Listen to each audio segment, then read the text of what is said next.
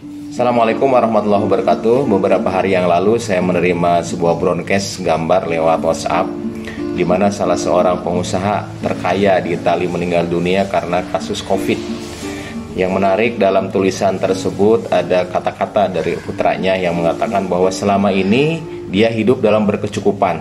Apapun yang dia inginkan, semahal apapun yang dia inginkan, kemungkinan dia bisa membelinya. Tetapi yang menyedihkan di akhir-akhir hayatnya ketika dia kena COVID, ternyata nafasnya itu begitu sesak sehingga udara yang tadinya gratis pun tidak mampu dia dapatkan. Nah, terlepas dari kebenaran gambar ini dan video ini atau tidak, saya berusaha tadi mencarinya, tetapi ada hikmah di balik itu mungkin yang bisa kita pelajari untuk kita bersyukur lebih dalam lagi atas nikmat Allah. Nah, ibu bapak sekalian, Allah ini telah menitipkan paru-paru kepada kita, di mana pada saat COVID ini menerpa dunia, maka paru-paru itu menjadi salah satu target organ. Paru-paru itu seakan-akan tenggelam di dalam air sehingga penderita merasa sesak. Nah, ini sebuah pelajaran bagi kita. Allah telah menciptakan paru-paru di dalam tubuh kita itu jauh sebelum kita lahir. Allah telah menciptakan bakal paru-paru itu pada hari ke-21 ketika kita dikandung. Dan pada saat kita lahir, dalam 10 detik paru-paru kita itu langsung mengembang. Dan sejak saat itulah paru-paru kita itu menghembuskan nafas, menghirup nafas tanpa henti-hentinya, tanpa istirahat, tanpa jeda waktu. Dan hebatnya lagi, paru-paru bernafas tanpa kita sadari dan tanpa harus kita kerjakan melalui autoregulasi yang ada di otak. Begitu karbon dioksida meningkat, maka laju nafas akan meningkat pula. Begitu olahraga, begitu kebutuhan akan oksigen meningkat, tanpa kita suruh, paru-paru tetap akan meningkatkan kinerjanya supaya kebutuhan oksigen di dalam tubuh kita itu terpenuhi. Nah, kalau kita perhatikan, Allah telah menciptakan paru-paru ini dengan sebaik-baiknya bentuk, dengan sangat-sangat sempurna. Allah menciptakan dari atas itu saluran pernapasan. Saluran pernapasan itu ternyata tidak bisa kolaps, tidak bisa kempes. Kenapa? Mereka dilindungi oleh cincin-cincin trakea. Jadi kalaupun tidur, kalaupun kita misalnya ketekan, itu sangat kecil kemungkinan napas kita itu tertutup. Karena Allah telah menciptakan cincin yang begitu kokoh sehingga saluran napas itu terbuka. Saluran napas itu masuk lagi ke dalam dada, kemudian juga bercabang menjadi 2. Sampai cabang yang paling kecil, lebih kecil saluran udara ini dari rambut. Dan tibalah saluran udara tadi ke daerah terminal akhir yang disebut dengan alveolus. Nah, di alveolus inilah terjadi pertukaran udara yang masuk ke dalam paru-paru, yang kaya akan oksigen, kemudian nitrogen, kemudian ditukar dengan hasil metabolisme yang ada di dalam tubuh, CO2 keluar. Kemudian juga di alveoli itulah oksigen akan masuk ke dalam pembuluh darah dan kita tidak akan sesak napas setelah itu. Dan ternyata di dalam tubuh kita ini Allah telah menitipkan antara 300 sampai 500 juta alveoli. Begitu banyak. Dan kita tidak tahu, dan kita tidak pernah menyadari bahwa Allah telah menitipkan sedemikian detail. Bahkan kalau kita runut saluran napas ini dari mulai trakea, kemudian bercabang menjadi bronkus, kemudian juga bercabang lagi bronkioli, bercabang lagi sampai ke bagian terkecil. Ternyata kalau dijumlahkan panjangnya itu sekitar 2400 km. Bayangkan betapa dahsyatnya ciptaan Allah ini. Antara Aceh dan Lampung saja jaraknya itu sekitar 2044 km. Berarti saluran napas kita lebih panjang dari jarak antara Aceh dan Lampung. Sangat dahsyat sekali. Dan kalau kita lihat alveoli yang Allah titipkan di dalam paru-paru kita ini, kalau diluaskan permukaannya kurang lebih antara 50 sampai 145 meter persegi, suatu jumlah yang sangat luas.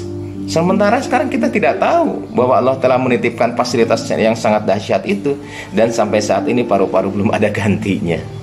Jadi kalau operasi jantung sementara bisa dihentikan untuk apa? Dengan menggunakan mesin. Tapi kalau paru-paru tidak ada yang bisa menggantikan perfusi oksigen ke dalam tubuh manusia sampai saat ini.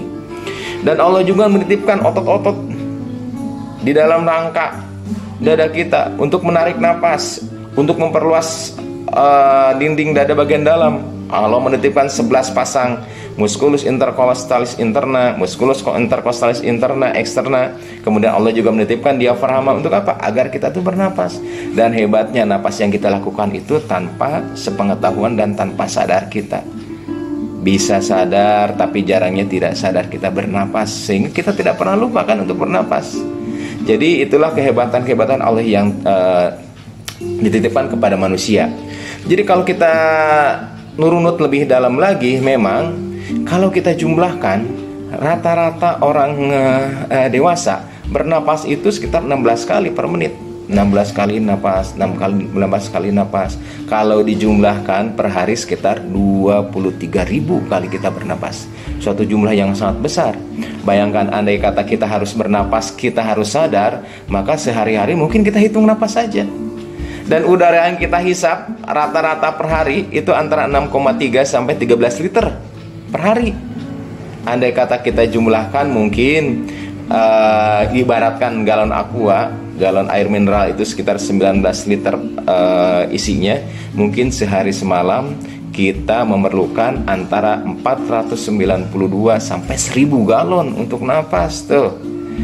Sedangkan sampai saat ini kita kasih gratis. Tapi alangkah jarangnya kan kita bersyukur.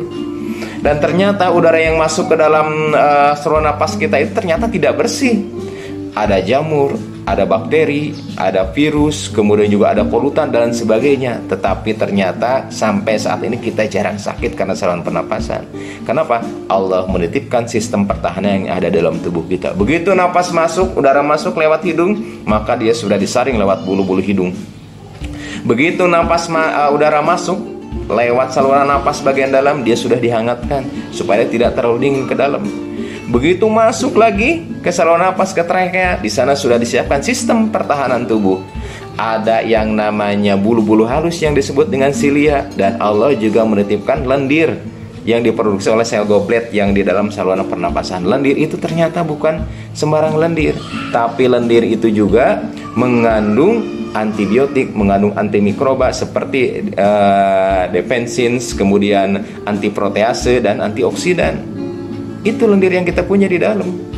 Dan kemudian juga ada di sana ada sistem pertahanan tubuh berupa apa? Berupa neutrofil, kemudian juga ada imunoglobulin, T cell dan B cell. Di sana. Jadi sistem alutsista yang telah Allah titipkan untuk memproteksi tubuh kita ini dari serangan-serangan virus, infeksi, bakteri, kemudian juga fungi dan sebagainya, Allah telah titipkan, telah sediakan di dalam saluran napas ini. Dan semua ini tanpa kita minta, tanpa kita sadari, dan makanya kita jarang untuk bersyukur.